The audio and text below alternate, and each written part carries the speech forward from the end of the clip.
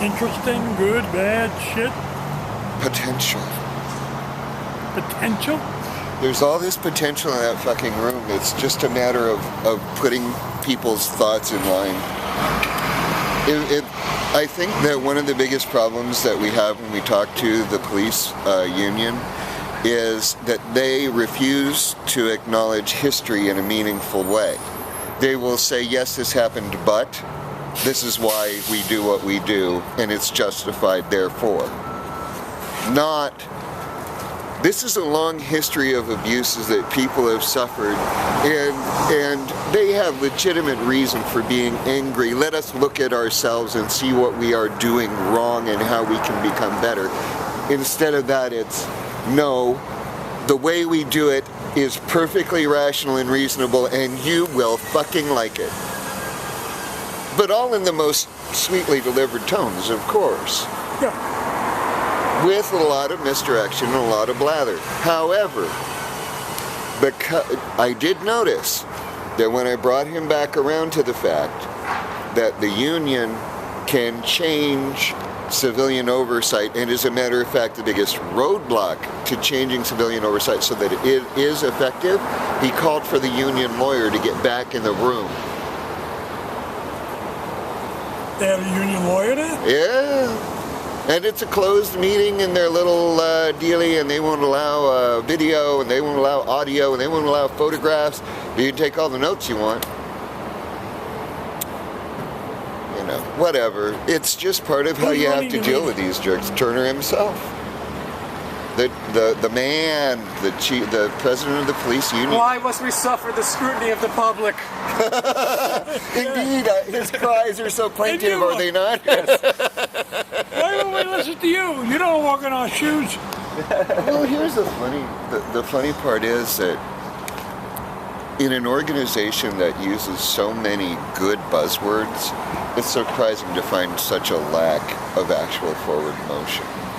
If you can't scrutinize yourself to find out what it is about you that's causing the problem that you're in, if anything, if you can't even start to go there, how are you ever going to get anywhere? How you doing? This is why we need the civilian oversight. This is why, because they can't look at themselves. They're institutionally incapable of looking in the mirror. And have been for hundreds of years. Exactly. Yeah. This is not a change. Right. No, it is not. We created but this it is just a little step. It's just a little step, and we've gotta appreciate. Take what we can do. Exactly, we've gotta appreciate it for what it is. Yep.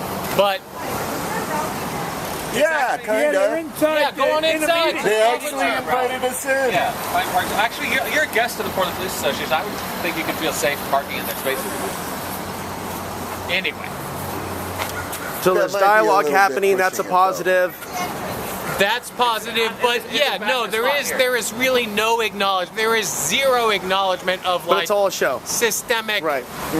Historical patterns of endemic racism and bias, and there's no indication of a real deep understanding of that. How you doing? Unfortunately. Is it just a little itty bitty, nice? It's a nice gesture. And let's take that gesture and propel forward. Of course. What do you think, Joe? Maybe. Maybe. You have to watch what they do, not what they say, what they do. Yes. Now, he's got an opportunity to go back with his lawyer and say, okay, how do we deal with this 48-hour law, which I'm sure came up?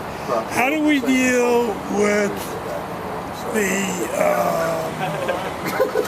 drug testing of police officers that fire weapons? How do we deal with an independent organization that would monitor us? How do we, those three things, how do we deal with those? He's got an opportunity to do that. Real quick, do you have a suspicion how many police officers may or could be using steroids? My guess? Lord, I don't know. Is there a policy? I have no idea. Because we have That's a good question. Is there a policy against it? There may not even be a policy on it, so what would it matter? I mean, that's kind of a moot point. So we don't know that there's a policy against it as of present. They don't drug test the cop that fires his weapon? And I said, no. They don't. They don't. I was not aware of that.